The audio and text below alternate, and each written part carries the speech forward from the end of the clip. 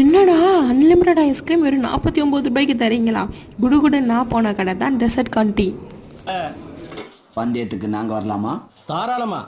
போன நேரம்னு பார்த்தா அந்த 49 ரூபாய் காம்போ இல்லைன்ட்டாங்க. 100 ரூபாய்க்கு அல்ஃபான்சோ மாங்கோ இல்லை குல்ஃபி ரெண்டுத்தில் எது வேணும் அன்லிமிட்டடாக சாப்பிட்லாம் அப்படின்னாங்க. ரெண்டும் கலந்து கொடுங்கன்னு சொல்லி ஏன் ஆட்டத்தை நான் ஆரம்பிச்சிட்டேன்.